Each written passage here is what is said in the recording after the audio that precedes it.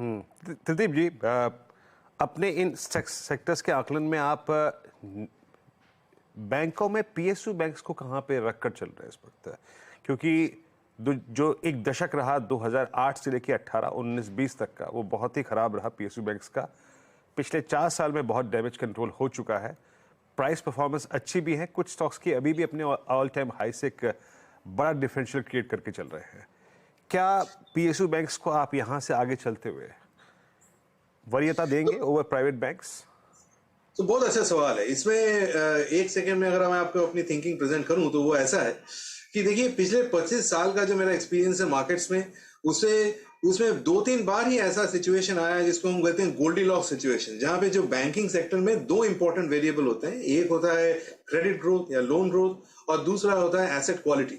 एक भविष्य के लोन की ग्रोथ, और दूसरा जो लोन्स आपने पिछले दिए हैं वो कैसे चल रहे हैं। ये दोनों सिचुएशन जो दोनों में जो पॉजिटिव टिक मार्क है, ये बहुत कम समय में देखने को मिला है। और शायद अगले 1-1.5 साल में ये सिचुएशन ऐसा रहे।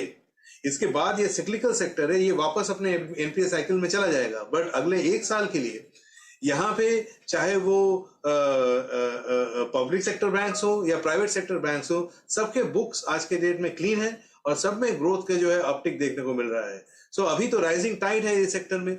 मेरे ख्याल से अगले 1 साल में प्राइवेट सेक्टर बैंक्स हो, पब्लिक सेक्टर बैंक्स हो, एनबीएफसीज हो, ये सारे बेहतर करेंगे, जितने मतलब subject to their liability franchises. But मेरे ख्याल में उसके आगे जो है from a medium term stand I would be little more careful about public sector banks. So to answer your question, मेरे ख्याल में अगले 6 से 12 महीने के लिए पीएसयू बैंक्स अच्छे लगते हैं, पर उसके बाद एक long term point of view से I think we will switch back to strong liability franchises जैसे प्राइवेट सेक्टर बैंक्स एक्सेट्रा। अच्छा, एक और चीज़ यहाँ पे त्रिदीप जी, डिफेंस को अब आप देखिए, आज भी जब मैं आपसे बात कर रहा हूँ तो जो हमारा लोकल एक्विजिशन है, मतलब घरेलू कंपनियों से डिफेंस के उपकरण खरीदना, वो क्रम जारी है। और बड़ी संख्या में अगर आप देखें रोज़ बरोज़ ये इन कंपनियों को ऑर्डर मिल रहे हैं। उसमें निजी कंपनियों की भागीदारी भी है, काफ़ी अच्छी खासी हो रही है। डिफेंस पे आपका फोकस ज़्यादा रहेगा? सो डिफेंस एक बहुत अच्छा सवाल। डिफेंस का जो अपॉर्चुनिटी है, ये मेरे ख्याल से पहली बात तो जब इंडिया ने डिसाइड किया कि ओवरऑल हम वर्ल्ड के टॉप 3 इकोनॉमीज में आने वाले हैं और चूज किया कि हम इस कॉन्टेक्स्ट में हम बिगेस्ट इंपोर्टर ऑफ डिफेंस नहीं हो सकते हैं, इसलिए इंडिजिनाइज करना पड़ेगा। ये एक change in thinking I government की, और उसके बाद से ये सब ऑर्डर प्लेसमेंट शुरू हुआ।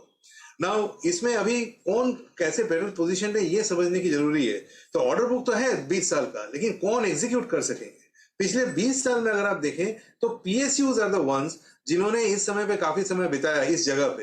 हालांकि प्राइवेट सेक्टर कंपनीज जो है वो थोड़े से लेट आए और इसलिए वो अपना एक्सपर्टीज बिल्ड कर रहे हैं। तो आज के डेट में from A near term perspective 1 से 2 साल के पॉइंट ऑफ व्यू से मेरे हिसाब से एग्जीक्यूशन कैपेबिलिटी डिफेंस पीएसयूज में शायद ज्यादा है। ये चेंज होगा over a period of time towards private sector, जैसे हमने बाकी सेक्टर्स में भी देखा है।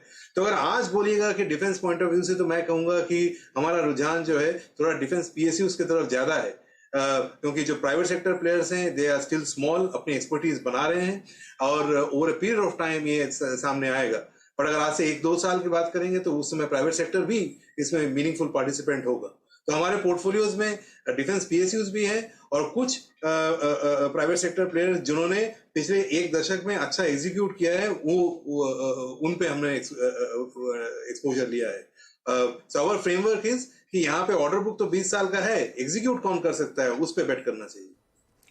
ओके, चलिए त्रिदीप जी, बहुत बहुत शुक्रिया आज हमारे साथ जुड़ने के लिए, और आपको इस एनएफओ के लिए ऑल द बेस्ट।